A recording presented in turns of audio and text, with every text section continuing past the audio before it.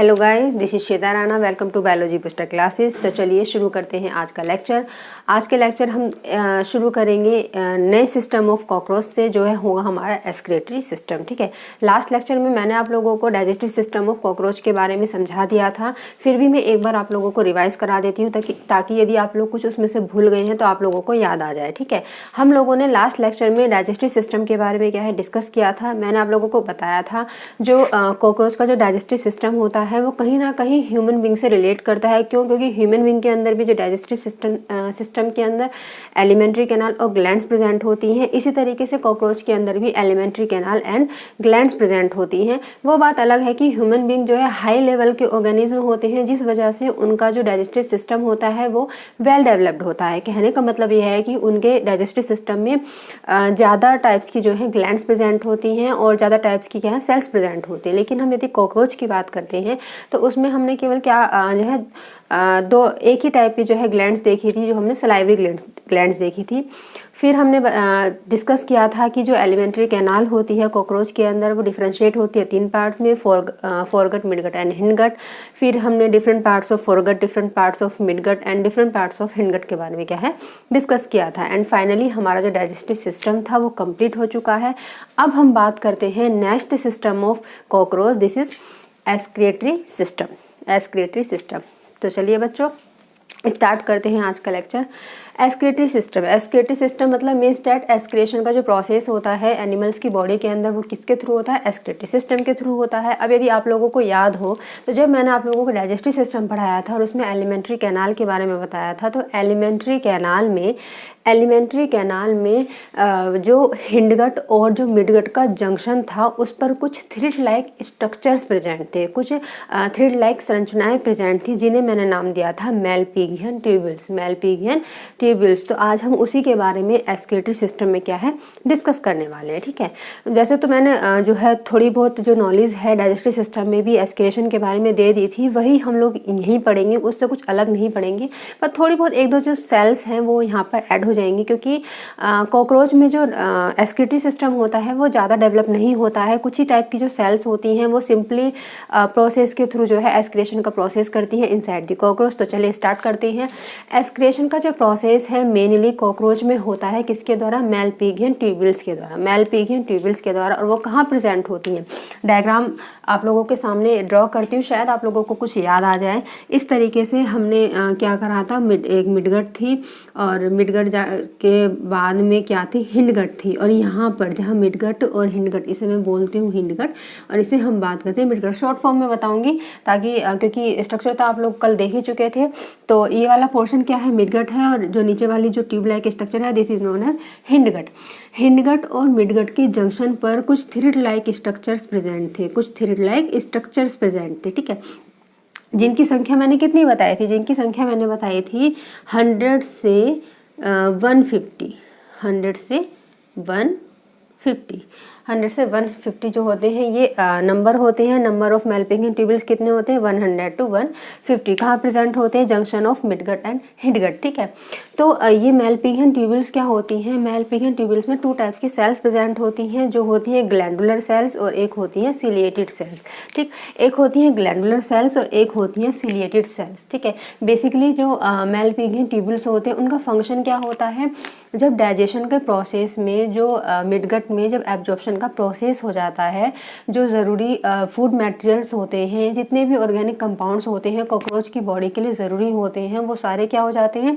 Cockroach की body में क्या हो जाते हैं? एब्जॉर्ब हो जाते हैं। ठीक है, अब होता क्या है कि ऐसा तो नहीं है कि जो कॉकरोच है जितने भी टाइप के फूड को इनटेक करता है वो सारे के सारे मतलब उसकी बॉडी के लिए ज़रूरी होते हैं, या सारे के सारे जो फूड पार्टिकल्स होते हैं वो अच्छे होते हैं। उसमें से कुछ फूड पार्टिकल्स ऐसे भी होते हैं जो उसकी बॉडी के लिए अननेसेसरी होते हैं, या कि मैं ऐसे कह सकती हूँ कि जो उसकी बॉडी में डाइजेस्ट नहीं होते हैं, अनडाइजेस्टेड फूड पार्टिकल्स होते हैं। तो इसी के साथ कॉकरोच में कुछ कैसे नाइट्रोजनस वेस्ट प्रोडक्ट्स भी होते हैं जो उसकी बॉडी के लिए हार्मफुल होते हैं। तो जो मेलपिगियन ट्यूब्यूल्स जो होती हैं वो क्या करती हैं? कॉकरोच की बॉडी से जितने भी टाइप के नाइट्रोजनस वेस्ट प्रोडक्ट्स होते हैं और जो अनडाइजेस्टेड फूड मटेरियल्स होते हैं उनको क्या कर लेते हैं? एब्जॉर्ब कर लेते हैं। ठीक है, उनको एब्जॉर्ब कर लेते हैं and then by the hindgut नलिका के द्वारा उसे कॉकरोच की बॉडी के बाहर एग्जिट कर देते हैं। ठीक है, अब हम बात करेंगे कि मेलपिगियन ट्यूब्यूल्स में कितने टाइप की सेल्स प्रेजेंट होती हैं जो एस्क्रेशन के फंक्शन में पार्टिसिपेट करती हैं। तो देखिए यहाँ पे मेलपिगियन ट्यूब्यूल्स में 2 टाइप्स की सेल्स प्रेजेंट होती हैं, glandular cells and ciliated sales. Glandular cells, ciliated sales. अब मैं यहाँ पर एक मेलपिगियन ट्यूब्यूल्स को उठाकर आपको ग्लैंडुलर सेल्स और सिलिएटेड सेल्स के परफॉर्मेंस के बारे में बताऊंगी। मान लीजिए कि ये हमने एक क्या ले ली, एक हमने मेलपिगियन ट्यूब्यूल्स को जो है ड्रॉ कर लिया है। ठीक है, अब जो इसमें ग्लैंडुलर सेल्स होती हैं वो बिल्कुल इसकी बॉर्डर लाइन पर प्रेजेंट होती हैं। ठीक है, जो ग्लैंडुलर सेल्स होती हैं वो इसकी बिल्कुल क्या होती हैं, बॉर्डर लाइन पर प्रेजेंट होती हैं, बॉर्डर लाइन पर प्रेजेंट होती हैं। अब होता क्या है कि जब एब्जॉर्प्शन का प्रोसेस हो जाता है कॉकरोच की बॉडी के अंदर, तो जितने भी वेस्ट प्रोडक्ट्स रहते हैं, वेस्ट नाइट्रोजनस प्रोडक्ट्स जो होते हैं, वो क्या करते हैं, वो इन ग्लैंडुलर सेल्स के द्वारा क्या है, एब्जॉर्ब कर लिए जाते हैं। ठीक है, जितने भी वेस्ट नाइट्रोजनस प्रोडक्ट्स होते हैं या अनडाइजेस्टेड फूड मटेरियल्स होता है, वो क्या होता है, वो इन ग्लैंडुलर सेल्स के द्वारा क्या कर लिया जाता है, एब्जॉर्ब कर लिया जाता है। और ये ग्लैंडुलर सेल्स उन सभी वेस्ट प्रोडक्ट्स को अपने अंदर कलेक्ट कर लेती है, अपने अंदर कलेक्ट करके और ट्रांसफर कहाँ कर देती हैं, inside the malpighian tubules, inside the malpighian tubules. समझ पा रहे हैं आप लोग मैं क्या समझाने की कोशिश कर रही हूँ।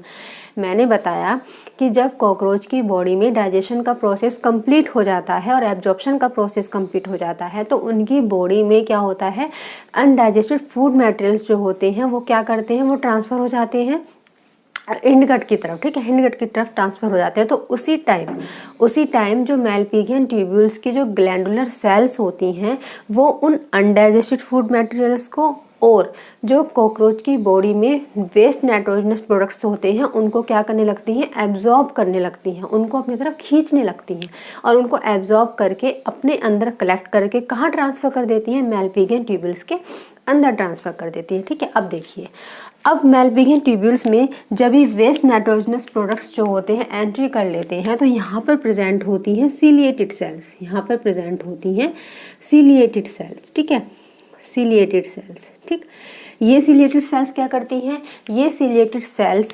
ग्लैंडुलर सेल्स के द्वारा ट्रांसफ़र किए गए वेस्ट प्रोडक्ट्स को या अनडाइजेस्टेड फूड मटेरियल्स को क्या कर देती हैं, धक्का मारती हैं। ठीक है, क्योंकि सिलिएटेड सेल्स हैं, डेट मीन सीलिया प्रेजेंट है, तो क्या करेंगी, मूवमेंट करेंगी। तो इनके मूवमेंट की वजह से जितने भी nitrogenous waste products Malpighian tubules के अंदर आते हैं वो उनको क्या कर देती हैं, हिंडगट के हीलियम वाले पार्ट में, इलियम वाले पार्ट की तरफ क्या कर देती हैं, धक्का मार देती है कि जाओ अब तुम हिंडगट से क्या करो, हिंडगट के अलग अलग पार्ट से होते हुए कॉकरोच की बॉडी के बाहर एग्जिट हो जाओ। तो ठीक है, तो मेलपिगियन ट्यूब्यूल्स में जो ग्लैंडुलर सेल्स होती हैं वो एब्जॉर्ब करती हैं नाइट्रोजनस वेस्ट प्रोडक्ट्स को एंड अनडाइजेस्टेड फूड मटेरियल्स को जो कि कॉकरोच की बॉडी के लिए अननेसेसरी होती हैं, एब्जॉर्ब करके वो मेलपिगियन ट्यूब्यूल्स में अंदर की तरफ ट्रांसफ़र कर देती हैं। देन जो मेलपिगियन ट्यूब्यूल्स के अंदर सिलिएटेड सेल्स प्रेजेंट होती हैं, due to the presence of cilia ये मूवमेंट करती हैं और आए हुए वेस्ट नाइट्रोजनस प्रोडक्ट्स को धक्का मार देती है किसकी तरफ, हिंडगट के इलियम वाले पार्ट की तरफ। ठीक है, इलियम वाले पार्ट की तरफ, इलियम वाले पार्ट से होता हुआ, कोलोन से होता हुआ, रेक्टम से होता हुआ और फाइनली एनस के द्वारा जितने भी नाइट्रोजनस वेस्ट प्रोडक्ट्स होते हैं वो क्या होते हैं, कॉकरोच की बॉडी के बाहर एग्जिट हो जाते हैं। ठीक है, तो ये तो हुआ एक सिंपल सा प्रोसेस एस्किलेशन का। अब यहाँ पे आप लोगों को एक बात याद रखनी है कि जो कॉकरोच एनिमल्स होते हैं, जो कॉकरोच जो एनिमल्स होते हैं वो होते हैं यूरिकोटैलिक। कैसे होते हैं, वो होते हैं यूरिकोटैलिक, यूरिकोटैलिक। ठीक है, यूरिकोटैलिक।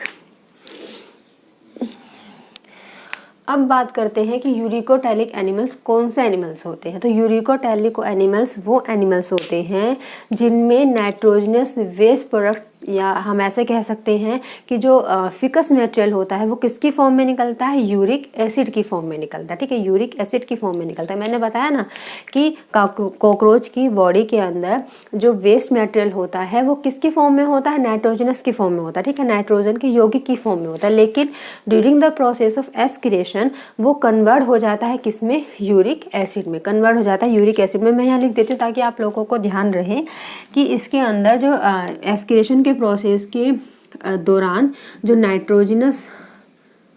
नाइट्रोजनस वेस्ट होते हैं जो नाइट्रोजनस प्रोडक्ट्स होते हैं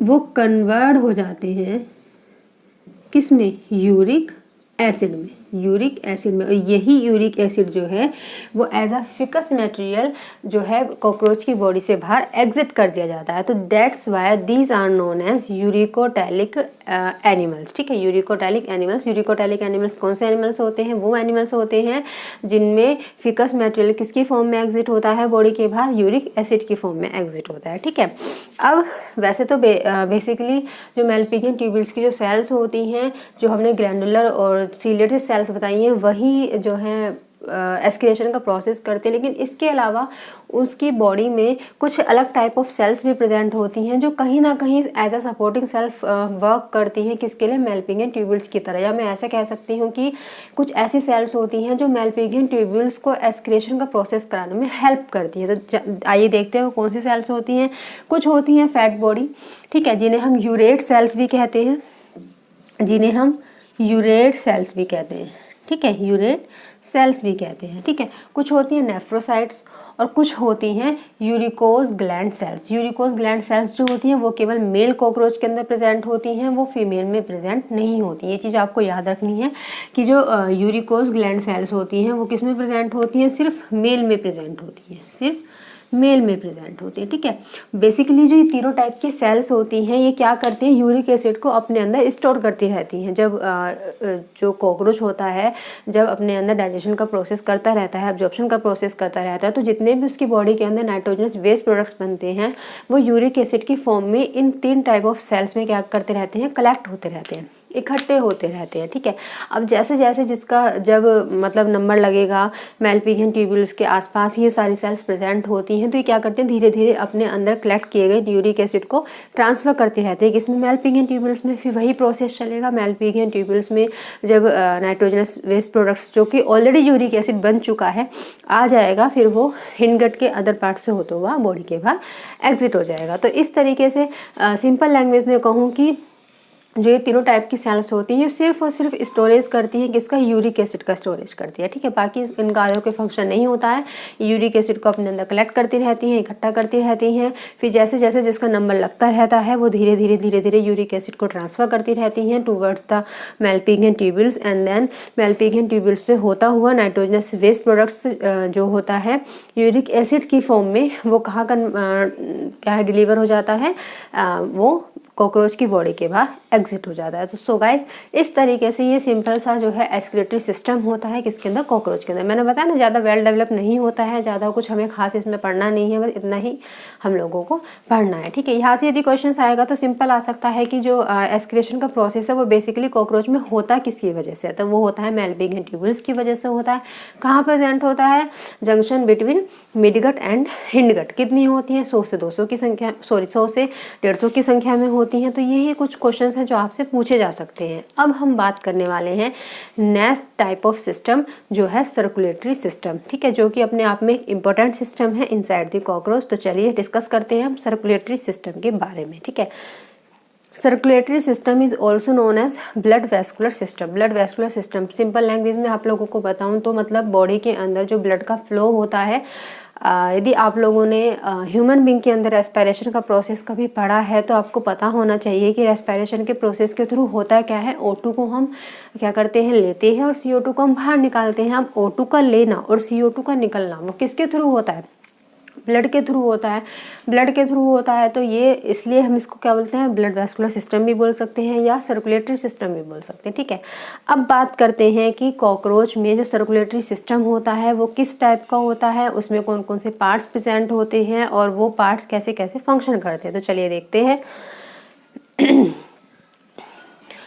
कॉकरोच के अंदर जो सर्कुलेटरी सिस्टम होता है, या मैं ऐसा कहूँ ब्लड वेस्कुलर जो सिस्टम होता है वो ओपन टाइप का होता है। ओपन टाइप का होता है। देखिए बच्चों, जो एनिमल्स के अंदर जो सर्कुलेटरी सिस्टम होता है या जो ब्लड वेस्कुलर सिस्टम होता है बेसिकली 2 टाइप्स का होता है। एक होता है ओपन टाइप का, एक होता है क्लोज टाइप का। ठीक है, ह्यूमन बींग में जो सर्कुलेटरी सिस्टम होता है वो क्लोज्ड टाइप का होता है, क्लोज टाइप का होता है। देखिए मैं आप लोगों को समझाती हूँ कि जो ब्लड वेस्कुलर सिस्टम है वो बेसिकली 2 टाइप्स का होता है। एक होता है ओपन ब्लड वेस्कुलर सिस्टम, एक होता है क्लोज्ड ब्लड वैस्कुलर सिस्टम, ठीक है। अब इन दोनों में डिफरेंस क्या है? इन दोनों में डिफरेंस ये है कि ओपन ब्लड वैस्कुलर सिस्टम में जो ब्लड का फ्लो होता है, जो ब्लड का फ्लो होता है वो क्या होता है, वो डायरेक्ट ही आर्टरी से वेन्स की तरफ हो जाता है, या मैं ऐसे कह सकती हूँ कि वो डायरेक्ट ही आर्टरी से डिफरेंट पार्ट्स ऑफ एनिमल्स की बॉडी में हो जाता है। सिंपल लैंग्वेज में बोलूँ तो जो ओपन टाइप का सर्कुलेटरी सिस्टम होता है उसमें जो ब्लड होता है वो किसी भी तरीके की ब्लड वेसल्स में क्या है, फ्लो नहीं होता। ब्लड वेसल्स में फ्लो नहीं होता, सिंपल एक आर्टरी होती है, आर्टरी के द्वारा ब्लड आता है और पूरी बॉडी में क्या है, डिस्ट्रीब्यूट हो जाता है। बॉडी में जितने भी पार्ट्स होते हैं, जितने भी टिश्यूज होते हैं, जितने भी ऑर्गन्स होते हैं, सभी की सभी में जो ब्लड है वो पूरी तरीके से डिस्ट्रीब्यूट हो जाता है without any blood vessels, without any blood vessels. इसका अपोजिट कर दीजिए आप क्लोज्ड टाइप में। क्लोज्ड टाइप में क्या होता है, different types of blood vessels present होती हैं inside the circulatory system, inside the circulatory system. इसमें क्या होता है, जो ब्लड होता है वो आता तो आर्टरीज के थ्रू ही है, लेकिन वो बहुत सारी कैपिलरीज से होता हुआ, या मैं ऐसे कह सकती हूँ बहुत सारी ब्लड वेसल्स से होता हुआ, जिसमें कैपिलरीज भी आती हैं, वेन्स भी आती हैं, फिर then different parts of body में जो है ट्रांसफ़र होता है, ठीक है, डिफरेंट पार्ट्स ऑफ बॉडी में ट्रांसफ़र होता है। तो हम ऐसे कह सकते हैं कि जो ओपन टाइप में, जो ओपन टाइप का ब्लड वेस्कुलर सिस्टम होता है, सर्कुलेटरी सिस्टम होता है, उसमें जो ब्लड का जो फ्लो होता है वो डायरेक्ट होता है, ठीक है, डायरेक्ट होता है without any capillaries, without any capillaries, ठीक है। लेकिन इसमें जो ब्लड का फ्लो होता है वो कैसा होता है, विद कैपिलरीज, कैपिलरीज। आप ऐसे समझने की कोशिश कीजिए, यदि मैं ओपन की बात करती हूँ तो मान लीजिए ये आर्टरी है, ठीक है, आर्टरी है। अब आर्टरी से क्या है, ब्लड बह रहा है, तो ये ब्लड ना बहुत सारी नलिकाओं से होता हुआ बहता है, इस तरीके से समझ लिया आप लोग। ये नलिकाएं हैं, बीच बीच में टिश्यूज हैं, इस तरीके से, और फिर फाइनली जाके ये किस में मिल जाएगा, आपका वेन्स में मिल जाएगा, ठीक। ये आर्टरी हो गई, ये वेन हो गई, और ये क्या हो गई, ब्लड कैपिलरीज होगी, ब्लड कैपिलरीज होगी। ये हो गया क्लोज टाइप का, जिसमें ब्लड कैपिलरीज के थ्रू ब्लड का फ्लो हो रहा है। लेकिन यदि मैं ओपन की बात करूँ तो ओपन में क्या होता है, सिंपल एक आर्टरी होती है, यहाँ एक टिश्यूज होंगे, कोई भी क्या कहते हैं, बॉडी ऑर्गन हो सकता है, ब्लड इनके चारों तरफ बिल्कुल फ्रीली स्टेज में क्या है, पड़ा रहता है, और फिर वेन्स के थ्रू अदर बॉडी पार्ट्स में भी ट्रांसफर हो जाता है। और वेन्स यहाँ नहीं भी हो सकती है, वेन्स यहाँ नहीं भी हो सकती है, सिंपल आर्टरी से ब्लड आएगा, different type of organ, different type of cell, different type of tissues में क्या है, वो डिस्ट्रीब्यूट हो जाता है इनसाइड द एनिमल बॉडी, ठीक है। ये चीज़ आप लोगों को आई थिंक क्लियर हो गई होगी। अब आते हैं हम दोबारा से सर्कुलेटरी सिस्टम के कॉकरोच के ऊपर। देखिए, कॉकरोच के अंदर ओपन टाइप का क्या है, सिस्टम पाया जाएगा, यानी डैट मीन्स इसके अंदर जो है जो वेसल्स होंगी वो एब्सेंट होंगी, इसमें वेन्स भी प्रेजेंट नहीं होती हैं, इसमें जो है कैपिलरीज भी प्रेजेंट नहीं होती हैं। इसके सर्कुलेटरी सिस्टम में इसमें क्या प्रेजेंट होती है, आर्टरी प्रेजेंट होती है। वेसल्स की फॉर्म में यदि मैं आप लोगों से बात करूँ तो वेसल्स की फॉर्म में इसमें क्या प्रेजेंट होती हैं, आर्टरीज प्रेजेंट होती हैं, आर्टरीज प्रेजेंट होती है। उसमें भी केवल एक आर्टरी प्रेजेंट होती है, एक मेन आर्टरी प्रेजेंट होती है, जिसे हम कहते हैं ओर्टा, जिसे हम कहते हैं ओर्टा, ठीक है। तो इस टाइप का जो सर्कुलेटरी सिस्टम होता है वो ओपन टाइप का सर्कुलेटरी सिस्टम होता है, ठीक है। अब हम बात करते हैं, क्योंकि नॉर्मल सी बात है, यदि ब्लड वैस्कुलर सिस्टम की बात हो रही है तो ब्लड तो हमें चाहिए, इसके अलावा हमें हार्ट चाहिए, हार्ट के अलावा हमें क्या चाहिए, वेसल्स चाहिए, और वेसल्स के अलावा हमें क्या चाहिए, कैविटी चाहिए। अब हम बात करते हैं कॉकरोच के ब्लड की, कॉकरोच के ब्लड की बात करते हैं हम लोग।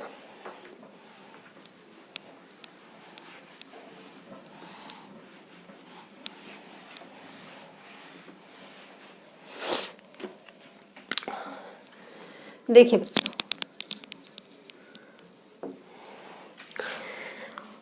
कॉकरोच का जो ब्लड होता है, कॉकरोच का जो ब्लड होता है वो कलरलेस होता है, ठीक है, कलरलेस होता है। कैसा होता है, कलरलेस होता है, ठीक है। अब इसका रीज़न क्या है, यदि हम ह्यूमन बींग के ब्लड से रिलेट करें तो ह्यूमन बींग का जो ब्लड होता है वो रेड कलर का होता है due to the presence of respiratory pigment. क्या बोलते हैं रेस्पिरेटरी पिगमेंट को, हीमोग्लोबिन, ठीक है, हीमोग्लोबिन। क्योंकि ह्यूमन बींग में ब्लड वैस्कुलर सिस्टम या सर्कुलेटरी सिस्टम जो होता है वो रिलेटेड होता है या इंटरकनेक्टेड होता है किससे, रेस्पिरेटरी सिस्टम से। क्यों? क्योंकि रेस्पिरेटरी सिस्टम के थ्रू जो बॉडी में O2 का आना और CO2 का बाहर जाना जो प्रोसेस होता है वो किसके थ्रू होता है, ब्लड के थ्रू होता है। और ब्लड का प्रवाह या ब्लड का जो फ्लो होता है वो किस सिस्टम के थ्रू होता है, सर्कुलेटरी सिस्टम के थ्रू होता है।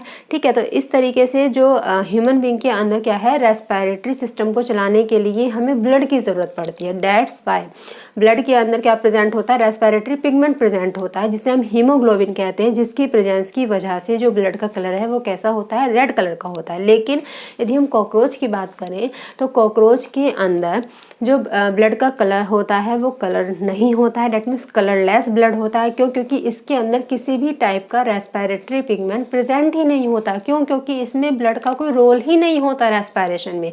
कहने का मतलब ये है कि कॉकरोच के अंदर रेस्पिरेशन का जो प्रोसेस होता है वो एक अलग ही ट्रैकिया जो सिस्टम है उसके थ्रू होता है। जो रेस्पिरेटरी सिस्टम का जो होता है इसके अंदर वो ट्रैकियल सिस्टम होता है, उसमें ब्लड का कोई रोल ही नहीं होता। ब्लड का जब कोई रोल ही नहीं होता तो उसमें रेस्पिरेटरी पिगमेंट होकर क्या करेगा। डेट्स वाई जो कॉकरोच का ब्लड है वो कैसा होता है, कलरलेस होता है।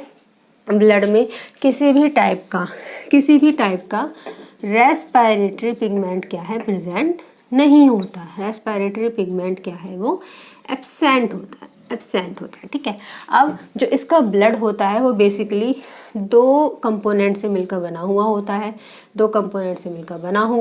एक होता है इसमें प्लाज्मा, और दूसरा होता है इसमें सेल्स। ठीक है, plasma is also known as lymph भी आप बोल सकते हैं। ठीक है, लिम्फ भी बोल सकते हैं। और सेल्स जो होती है इसमें होते हैं हीमोसाइट सेल्स। कौन सी होती हैं, हीमोसाइट सेल्स। ठीक है, अब यदि आप लोगों को यदि याद हो तो जब मैंने एनिमल टिश्यू पढ़ाया था तो उसमें जब लिम्फ के बारे में बताया था तो वहाँ बताया था कि लिम्फ कैसा होता है, कलरलेस होता है। तो दैट्स वाई जो ब्लड है वो कैसा होता है, कलरलेस होता है। क्यों? क्योंकि इसमें जो प्लाज्मा प्रेजेंट है और जो सेल्स प्रेजेंट है दोनों ही कैसी होती है, कलरलेस होती है, जिस वजह से जो कॉकरोच का जो ब्लड होता है वो कलरलेस होता है। ठीक, अब देखिए ब्लड कलरलेस होता है और ब्लड प्लाज्मा और सेल्स से मिलकर बना हुआ होता है। सेल्स कौन सी होती है, हीमोसाइट सेल्स होती हैं। अब जो इसका ब्लड है उसे किस नाम से जाना जाता है, उसे बोलते हैं हीमोलिम्फ। ठीक है, हीमोलिम्फ, क्योंकि इसमें कौन सी सेल्स प्रेजेंट होती हैं, हीमोसाइट्स। तो इसमें से हमने हीमो ले लिया और क्या प्रेजेंट होता है, प्लाज्मा, इसे हम लिम्फ भी कह सकते हैं। तो इसमें से लिम्फ ले लिया। तो कॉकरोच के ब्लड को क्या बोलते हैं, हीमोलिम्फ बोलते हैं। क्योंकि ये ब्लड है जो हीमोलिम्फ है वो एक टाइप का ब्लड है। तो ये कहाँ प्रेजेंट होता है, कॉकरोच की बॉडी के अंदर प्रेजेंट होता है। नॉर्मल सी बात है, ये बॉडी के अंदर जितना भी लिक्विड आपको दिखाई दे रहा है, ये क्या है, हीमोलिम्फ है। अब हीमोलिम्फ क्या है, वो ब्लड है। तो ब्लड के अंदर जितने भी नाइट्रोजनस वेस्ट प्रोडक्ट्स होंगे वो सारे हीमोलिम्फ के अंदर प्रेजेंट होंगे। जितने भी विसरल ऑर्गन्स होंगे वो भी सारे हीमोलिम्फ के अंदर प्रेजेंट होंगे। जितने भी टिश्यूज होंगे वो भी हीमोलिम्फ के अंदर प्रेजेंट होंगे। तो कहने का मतलब ये है कि जो इसका हीमोलिम्फ होता है या जो इसका ब्लड होता है उसके अंदर जितने भी type of cell organs present होते हैं, जितने टाइप ऑफ टिश्यूज प्रेजेंट होते हैं, वो क्या करते हैं, वो फ्लोट करते हैं, मतलब तैरते रहते हैं। क्योंकि मैंने अभी बताया ना कि जो इसका सर्कुलेटरी सिस्टम होता है वो ओपन टाइप का होता है, यानी कि जो ब्लड है वो किसी भी टाइप की ब्लड वेसल्स में क्या है, फ्लो नहीं होता है। तो ब्लड पूरी तरीके से पूरी बॉडी में डिस्ट्रीब्यूट होता है, पूरी बॉडी में ऐसे ही पड़ा रहता है। अब बॉडी के अंदर क्या क्या प्रेजेंट होंगे, विसरल ऑर्गन्स प्रेजेंट होंगे, different type of cells present होंगे, different types of tissues present होंगे। अब जो ब्लड है जब वो किसी भी टाइप की ब्लड कैपिलरी में फ्लो ही नहीं होगा तो इसके अंदर जितने भी टाइप के विसरल ऑर्गन्स होंगे, टिश्यू होंगे, वो सारे के सारे ब्लड में क्या करेंगे, तैरेंगे भाई, नहाएंगे उसके अंदर। ठीक है, तो डेट्स वाई जितने भी टाइप के सेल ऑर्गेनल्स हैं, चाहे जितने भी टाइप के टिश्यूज़ हैं, वो सारे के सारे हीमोलिम्फ में क्या करते हैं, नहाते रहते हैं, तैरते रहते हैं। तो ये बात हो गई इसकी हीमोलिम्फ के बारे में। ठीक है, हीमोलिम्फ के बारे में अब बात करते हैं इसके।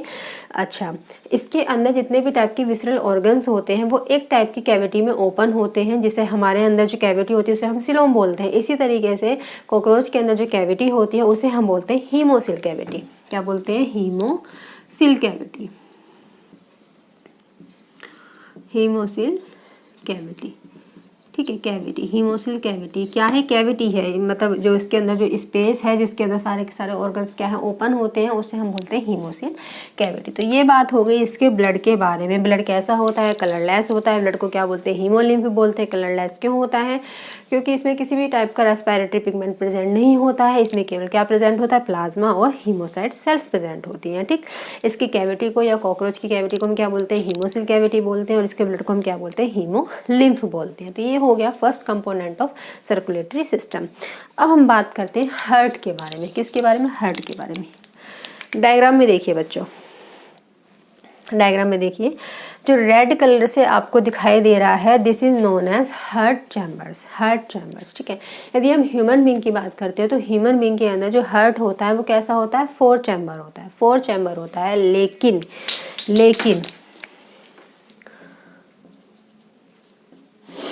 लेकिन कॉकरोच के अंदर जो हार्ट होता है वो 13 चैम्बर्ड होता है। 13 चैम्बर्ड होता है, ठीक है। कॉकरोच के हार्ट के अंदर 13 चैम्बर प्रेजेंट होते हैं। इसके अलावा हार्ट की शेप कैसी दिखाई दे रही है? ट्यूब लाइक दिखाई दे रही है इस तरीके से, कुछ इस तरीके से दिखाई दे रही है। तो हार्ट कैसा होगा? ट्यूबुलर स्ट्रक्चर होता है। कैसा होता है? ट्यूबुलर शेप, ट्यूबुलर शेप, ठीक है। ट्यूबुलर शेप, ठीक है। अब ह्यूमन बीइंग के अंदर या हम लोगों के अंदर जो हमारा हार्ट होता है वो कहाँ प्रेजेंट होता है? हमारे वेंट्रल साइड पर, वेंट्रल साइड पर, ठीक है। लेकिन कॉकरोच के अंदर जो हार्ट होता है वो कहाँ प्रेजेंट होता है? उसके बैक साइड पर, यानी कि डोर्सल साइड पर। तो हार्ट कहाँ प्रेजेंट होता है? डोर्सल साइड पर।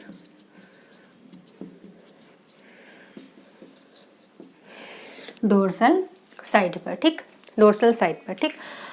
तो दोबारा से एक बार रिवाइज कर लेते हैं, हमने क्या क्या पढ़ लिया हार्ट के बारे में। हार्ट के बारे में हम लोगों ने पढ़ा है कि कॉकरोच के अंदर जो हार्ट होता है वो 13 चैम्बर्ड होता है, यानी कि हम कह सकते हैं कि हार्ट के अंदर 13 चैम्बर प्रेजेंट होते हैं। इसके अलावा जो हार्ट होता है वो कैसा होता है? ट्यूबुलर शेप होता है, ट्यूब लाइक स्ट्रक्चर होता है, ठीक। वो लेयर तो इसके अंदर भी प्रेजेंट होगी, पेरिकार्डियम इसके अंदर भी प्रेजेंट होती है। इसके अलावा कॉकरोच का जो हार्ट होता है कहाँ होता है? डोर्सल साइड पर प्रेजेंट होता है, वेंट्रल साइड पर प्रेजेंट नहीं होता है, ठीक है। अब बात करते हैं कि इसके हार्ट के अंदर कुछ अलग अलग मसल्स प्रेजेंट होती हैं, कुछ अलग अलग पोर्स प्रेजेंट होते हैं, तो उन्हें क्या कहते हैं? ठीक है, उन्हें क्या कहते हैं? अब देखिए, हार्ट के प्रत्येक चैम्बर के दोनों तरफ, ठीक है, हार्ट के प्रत्येक चैम्बर के दोनों तरफ कुछ मसल्स प्रेजेंट होती हैं, कुछ मसल्स प्रेजेंट होती है जिन्हें हम बोलते हैं एलरी मसल्स। एलरी मसल्स, एलरी मसल्स का फंक्शन होता है कि ये कॉन्ट्रैक्शन में हेल्प करती हैं और रिलैक्सेशन में हेल्प करती है। किसको? हार्ट चैम्बर को, ठीक है। हार्ट चैम्बर को ये क्या करती हैं? जब जो है ब्लड का फ्लो होता है इनसाइड दी हार्ट चैम्बर या inside the body of cockroach, तो ये क्या करती हैं? कॉन्ट्रैक्ट करती हैं हार्ट चैम्बर को और रिलैक्स करती हैं, जिस वजह से जो ब्लड का फ्लो है वो एक पोर्शन से दूसरे पोर्शन में होता है, ठीक है। एक पोर्शन से दूसरे पोर्शन में होता है। अभी हम थोड़ा सा इसको डिटेल में समझेंगे जब मैं आपको फ्लो के बारे में बताऊंगी। फ्लो के बारे में बताऊंगी। यहाँ तो आप लोग इतना समझिए कि जो एलरी मसल्स होती हैं वो क्या करती हैं? हार्ट चैम्बर को क्या करती हैं? रिलैक्स करती हैं और कॉन्ट्रैक्ट करती हैं during the process of circulation, during the process of circulation, ठीक है। इसके अलावा अब हम बात करते हैं वेसल्स के बारे में। वेसल्स के बारे में मैंने आप लोगों को बताया था कि इसमें ब्लड कैपिलरीज भी एब्सेंट होती हैं और इसमें वेन्स भी एब्सेंट होते हैं। इसमें केवल क्या प्रेजेंट होती है? आर्टरी प्रेजेंट होती है, वो भी मेन आर्टरी प्रेजेंट होती है जिसे हम नाम देते हैं ओर्टा, ठीक है। ओर्टा का फंक्शन क्या होता है? ओर्टा ब्लड को लाने का काम करता है किसकी तरफ? Towards the heart, towards the heart. Heart की तरफ जो ब्लड को लेकर आता है उसे हम क्या बोलते हैं? ओर्टा बोलते हैं। उठे हम क्या बोलते हैं? ओर्टा बोलते हैं। अब बात करते हैं साइनसस की।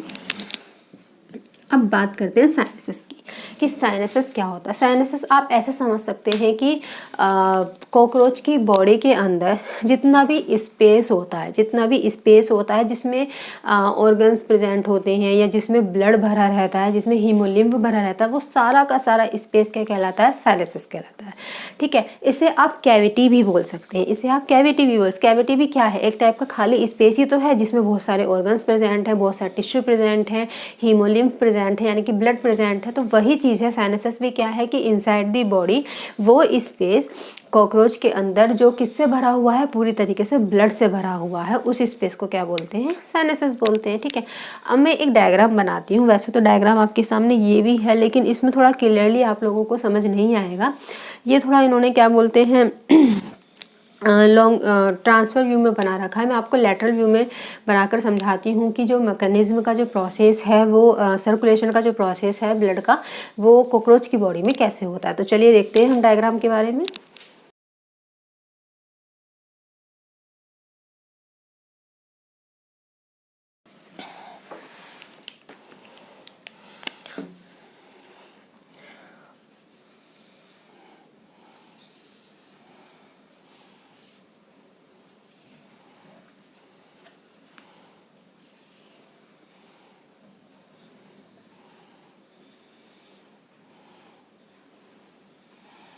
कुछ ज़्यादा अच्छा डायग्राम नहीं है, एक रफली सा डायग्राम बनाऊंगी ताकि आप लोगों को समझ में आ जाए बस। वैसे तो एनसीईआरटी में डायग्राम नहीं है, लेकिन थोड़ा आप लोगों को जो है प्रोसेस है वो क्लियर हो जाए, इस वजह से ये डायग्राम बना रही हूँ। देखिए, जो इसकी कैविटी होती है जिसे हमने हीमोसिल कैविटी बोला था, वो 3 पार्ट्स में डिफ्रेंशिएट होती है। वो 3 पार्ट्स में डिफ्रेंशिएट होती है, इस तरीके से समझ कर चलिए। 3 पार्ट्स में डिफ्रेंशिएट होती है। एक होता है इसका डोर्सल व्यू, एक होता है इसका वेंट्रल व्यू, और एक होता है इसका मिडिल पोर्शन का व्यू, जिसमें different types of visceral organs present होते हैं। Different type of visceral organs जो है वो प्रेजेंट होते हैं। विसरल ऑर्गन्स जो है वो प्रेजेंट होते हैं, ठीक है। अब जो इसका डोर्सल व्यू, मैंने बताया ना कि हार्ट कहाँ प्रेजेंट होता है, डोर्सल साइड पे प्रेजेंट होता है। तो आप इस तरीके से समझ सकते हैं।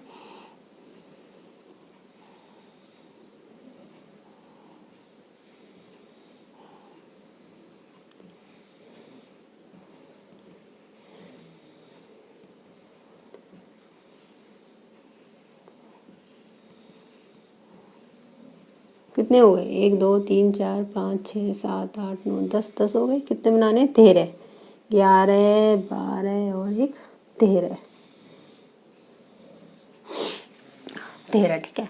अब देखिए, ये जो मिडिल पोर्शन आप लोगों को दिखाई दे रहा है, it's known as diaphragm. Diaphragm हमारे अंदर भी होता है ना, डायफ्राम। डायफ्राम होता है जिसके ऊपर क्या कहते हैं, छाती प्रेजेंट होती है, नीचे वाला पोर्शन जो है एब्डोमेन प्रेजेंट होता है। तो इसी तरीके से जो मिडिल पोर्शन है वो डायफ्राम कहलाता है, ठीक। इसके डोर्सल पोर्शन पर क्या हार्ट प्रेजेंट होता है, वेंट्रल पोर्शन पर प्रेजेंट होती है नर्व कोड। नर्व कोड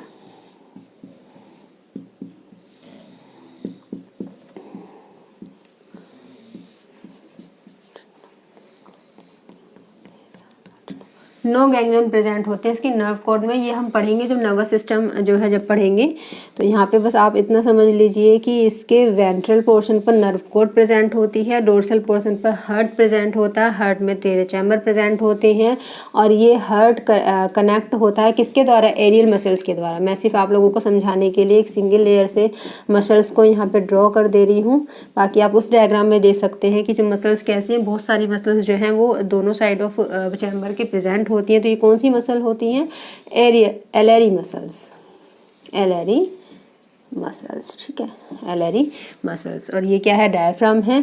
अब देखिए, जो मैंने आप लोगों को बताया था साइनसिस के बारे में, जो साइनसस होता है वो क्या होता है, एक टाइप का स्पेस होता है। अब देखिए, जो स्पेस है वो भी तो 3 पार्ट्स में डिफ्रेंशिएट हो गया ना। एक तो ये स्पेस हो गया है, ठीक है, एक डोर्सल साइड वाला स्पेस हो गया है, एक वेंट्रल साइड वाला स्पेस हो गया। अब जो डोर्सल साइड वाला स्पेस है, क्योंकि इसमें हार्ट प्रेजेंट है, तो इसे आप बोल सकते हैं पेरिकार्डियल साइनसस।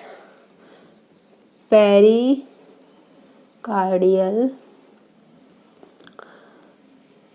साइनसस, ठीक है। जो मिडिल वाला है क्योंकि इसमें विसरल ऑर्गन्स प्रेजेंट होते हैं, तो इसे बोल सकते हैं पेरी विसरल साइनसस या कैविटी, ठीक है। कैविटी ज़्यादा सिंपल पड़ेगा, आप कैविटी भी बोल सकते हैं, ठीक है, बात वही है।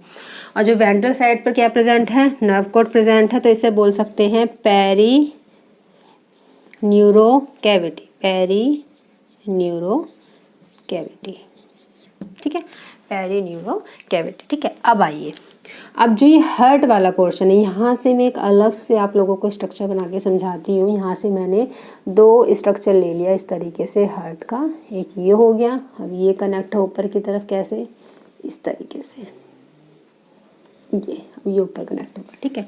अब इसमें यहाँ पर प्रत्येक हार्ट चैम्बर के इंटीरियर पोर्शन पर 1 पेयर ऑफ ओस्टिया प्रेजेंट होते हैं, 1 पेयर ऑफ ओस्टिया प्रेजेंट होते हैं या 1 पेयर ऑफ पोर्स प्रेजेंट होते हैं, these are known as ostia, these are known as ostia. Ostia का फंक्शन होता है कि जब डिफरेंट पार्ट से जो ब्लड है वो होता हुआ कहाँ जाता है, सबसे पहले ओस्टिया में ही जाता है, ओस्टिया से वो कहाँ जाता है, हार्ट के अंदर जाता है। तो यहाँ पर यदि मैं आप लोगों को समझाना चाहूँ डायग्राम में, तो इसके जो इंटीरियर पोर्शन होता है, जो इंटीरियर वाला भाग होता है, उस पर 1 पेयर ऑफ पोर्स प्रेजेंट होते हैं, 1 पेयर ऑफ पोर्स प्रेजेंट होते हैं, जिन्हें हम क्या बोलते हैं, ओस्टिया बोलते हैं, जिन्हें हम क्या बोलते हैं, ओस्टिया बोलते हैं। ओस्टिया का क्या फंक्शन है, ब्लड को कहाँ ट्रांसफर करना, inside the heart, inside the heart transfer करना। अब देखिए यदि मैं यहाँ बात करती हूँ, चैम्बर कितने हैं, 13 चैम्बर है, 13 चैम्बर हैं, लेकिन मसल्स कितनी होती हैं, 12 पेयर्स, 12 पेयर्स जो है एलरी मसल्स होंगी और 12 पेयर से क्या पर होंगे, ओस्टिया होंगे, ठीक है, 12 पेयर से क्या होंगे, ओस्टिया होंगे, ठीक है, ओस्टिया होंगे। एक चैम्बर में 2 ओस्टिया हैं, 13 चैम्बर है, 12 पेयर्स क्या होंगे, ओस्टिया होंगे, और 12 पेयर से क्या होंगी यहाँ पे, एलरी मसल्स होंगे, एलरी मसल्स होंगे। अब आप देखिए कि इस पूरे स्ट्रक्चर में या कॉकरोच की जो बॉडी है, मैंने ये बॉडी ही बनाई है, बॉडी ही बनाई है, और इसकी जो कैविटी होती है, हीमोसिल कैविटी, या सिंपल लैंग्वेज बोलो जो साइनसेस वाला जो एरिया होता है, साइनसेस वाला, वो मैंने 3 पार्ट्स में क्या डिफरेंशिएट कर दिया है, एक डोर्सल पोर्शन, एक मिडिल पोर्शन और एक लोअर पोर्शन यानी कि वेंट्रल पोर्शन। डोर्सल पोर्शन को हम पेरिकार्डियल कैविटी कहते हैं, क्यों, क्योंकि इस पर हार्ट प्रेजेंट होता है। मिडिल पोर्शन क्या है, इसको हम पेरीविसरल कैविटी कहते हैं, क्योंकि यहाँ पर विसरल ऑर्गन्स प्रेजेंट होते हैं। लोअर पोर्शन मतलब जो नीचे वाला पोर्शन है उसे हम वेंट्रल पोर्शन कहते हैं, इसे हम पेरीन्यूरल कैविटी कहते हैं, क्यों, क्योंकि यहाँ पे क्या प्रेजेंट होती है, नर्व्स प्रेजेंट होते हैं, दैट्स व्हाई हम न्यूरो कैविटी कहते हैं, ठीक। अब बात आती है कि जो हार्ट है वो कैसे कैसे जो है फ्लो होता है। तो देखिए यहाँ पे ब्लू मार्कर से मैं आप लोगों को समझाने की कोशिश करती हूँ कि सबसे पहले जो हार्ट है वो हेड वाले रीजन से कहाँ ट्रांसफ़र करता है, ओर्टा में, ठीक है, हेड वाले रीजन से कहाँ ट्रांसफ़र करता है, ओर्टा में, ठीक है, ओर्टा में जो है हेड वाले रीजन से, ठीक। अब क्योंकि जो साइनसस है या जो कैविटी है वो पूरी बॉडी में प्रेजेंट हो, तो इसमें भी क्या प्रेजेंट होगी, हेड कैविटी प्रेजेंट होगी। तो जो ब्लड है वो हेड कैविटी से किस में जाएगा, ओर्टा में जाएगा। एकमात्र आर्टरी है जो inside the circulatory system of cockroach में प्रेजेंट होती है, ओर्टा में जाएगा। ओर्टा से जो ब्लड है वो जाता है किसमें, ओर्टा से ब्लड जाता है पेरीन्यूरो कैविटी में, पेरीन्यूरो कैविटी में, ठीक है। अब देखिए इसका जो ये डायाफ्राम आप लोगों को दिखाई दे रहा है, इसका जो डायाफ्राम होता है वो छिद्रित होता है, छिद्रित होता है। कहने का मतलब ये है कि डायाफ्राम की जो वॉल होती है चारों तरफ की, उसमें छोटे छोटे पोर्स प्रेजेंट होते हैं। तो यहाँ पर आया हुआ जो ब्लड, अब जो ब्लड इसमें चला गया है पेरीन्यूरो कैविटी में जो चला गया है, वो क्या करने लगता है, डायाफ्राम की वॉल की सहायता से क्या करता है, पेरीविसरल कैविटी में क्या करने लगता है, एंट्री करने लगता है। और पेरीविसरल कैविटी से होता हुआ दोबारा से उसकी वॉल के द्वारा सबसे पहले कहाँ ट्रांसफ़र करेगा, ओस्टिया में, सबसे पहले कहाँ ट्रांसफ़र करेगा, ओस्टिया में। अब देखिए ओस्टिया में वो कैसे ट्रांसफ़र करता है, जो एलरी मसल्स होती हैं, जो एलरी मसल्स होती हैं वो क्या करती हैं, कॉन्ट्रैक्ट करती हैं। जब वो कॉन्ट्रैक्ट करती हैं यानी कि डोर्सल वाले पोर्शन को क्या करती हैं, दबाती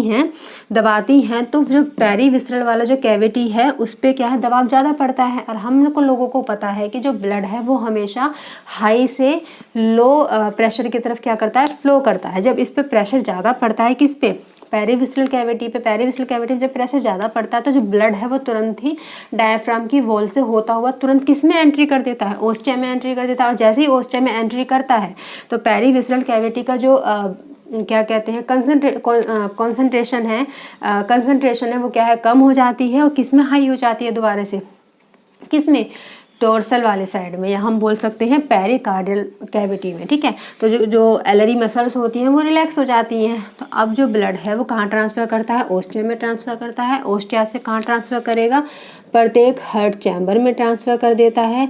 हार्ट चैम्बर से होता हुआ दोबारा से किस में ट्रांसफ़र करेगा, फिर ओर्टा में ट्रांसफ़र करेगा, और फिर देन किस में ट्रांसफ़र कर देगा, हेड में ट्रांसफ़र कर देगा। तो ये प्रोसेस कंटिन्यूस जो है चलता रहता है, ये प्रोसेस कंटिन्यूस जो है चलता रहता है। और इस तरीके से जो ब्लड सर्कुलेशन का प्रोसेस है वो रेगुलरली कंटिन्यूस किस में होता रहता है, कॉकरोच में होता रहता है। जानती हूँ थोड़ी सी खिचड़ी सी पक गई है क्योंकि थोड़ा कॉम्प्लिकेटेड सा टॉपिक है। मैं एक बार दोबारा से आप लोगों को समझाने की कोशिश करती हूँ। देखिए मैंने आप लोगों को बताया है जो सर्कुलेटरी सिस्टम होता है वो ओपन टाइप का सर्कुलेटरी सिस्टम होता है इनसाइड द कॉकरोच। जो सर्कुलेटरी सिस्टम होता है वो ब्लड से, हार्ट से, वेसल से और साइनसस यानी कि कैविटी से मिलकर बना हुआ होता है। ठीक, अब इसकी जो कैविटी है इसे हम हीमोसिल कैविटी कहते हैं और इसका जो ब्लड है उसे हम हीमोलिम्फ कहते हैं। हीमोलिम्फ इसलिए कहते हैं क्योंकि ये दो कंपोनेंट से मिलकर बना हुआ होता है, लिम्फ यानी कि प्लाज्मा से और सेल्स से। ब्लड की जो सेल्स होती हैं वो कैसी होती हैं, कलरलेस होती हैं। These are known as haemocyte cells. Colourless blood इसलिए होता है क्योंकि इसमें किसी भी टाइप का रेस्पिरेटरी पिगमेंट प्रेजेंट नहीं होता है। ठीक है, फिर मैंने आप लोगों को बताया कि जो कॉकरोच में जो हार्ट होता है वो 13 चैम्बर होते हैं, यानी कि 13 चैम्बर प्रेजेंट होते हैं। प्रत्येक चैम्बर में 1 पेयर एलरी मसल्स प्रेजेंट होती हैं, 1 पेयर ओस्टिया प्रेजेंट होते हैं। जो एलरी मसल्स होते हैं वो हार्ट को कॉन्ट्रैक्ट और रिलैक्स करते हैं और जो ओस्टिया होते हैं वो आए हुए ब्लड को कहाँ ट्रांसफ़र करते हैं, हार्ट के अंदर ट्रांसफ़र करते हैं। ठीक, फिर मैंने आप लोगों को बताया कि इसकी जो कैविटी है, उस जो कॉकरोच की जो अंदर की कैविटी होती है, हीमोसिल जो कैविटी होती है वो 3 पार्ट्स में डिफ्रेंशिएट होती है। एक डोर्सल वाले एरिया, एक वेंट्रल वाला एरिया और एक विसरल वाला एरिया। विसरल एरिया वो एरिया होता है यानी कि मिडिल पोर्शन ऑफ बॉडी को समझ लीजिए जिसमें different type of visceral organs present होते हैं। विसरल ऑर्गन्स कौन से होते हैं, जितने भी टाइप के हमारे रेस्पिरेटरी सिस्टम के ऑर्गन्स होते हैं, चाहे लीवर हो, चाहे हमारे पैनक्रियाज हो, चाहे स्टमक हो, हाँ ठीक है, और डिफरेंट टाइप ऑफ ग्लैंड्स, ये जितने भी सारे ऑर्गन्स होते हैं, चाहे वो रिप्रोडक्टिव पार्ट्स के ऑर्गन्स हो, ये सारे के सारे विसरल ऑर्गन्स होते हैं। अब ये कहाँ प्रेजेंट होते हैं, ये हेड वाले पोर्शन को छोड़कर और हमारे क्या कहते हैं जो एब्डोमेन वाला पोर्शन है उसे छोड़कर जो सेंट्रल पोर्शन जो होता है उसी में ना प्रेजेंट होते हैं। तो इस तरीके से जो मिडिल वाला जो कैविटी है उसमें सारे विसरल ऑर्गन्स प्रेजेंट होते हैं। डोर्सल वाले पोर्शन पे हार्ट प्रेजेंट होता है, वेंट्रल वाले पोर्शन पे नर्व कॉर्ड प्रेजेंट होती है। ब्लड का जो फ्लो है वो ओर्टा से ही शुरू होगा और ओर्टा पे ही आके ख़त्म होगा।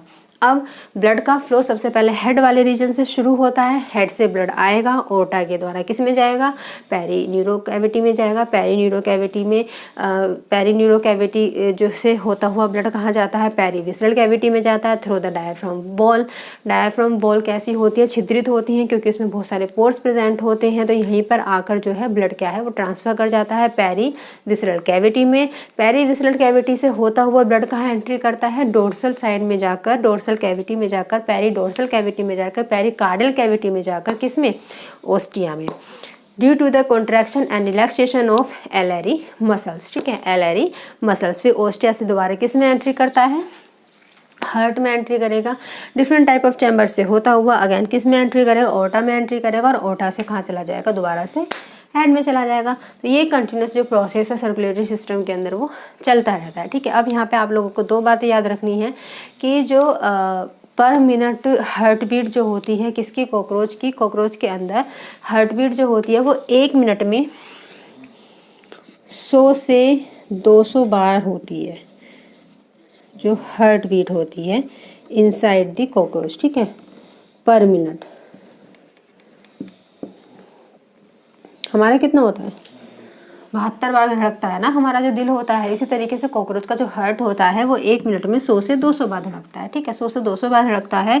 और एक सर्कुलेटरी, या ऐसे कह सकते हैं कि एक सर्कुलेशन में जो टाइम लगता है, एक सर्कुलेशन में टाइम लगता है वो लगता है 20 से 30 मिनट का।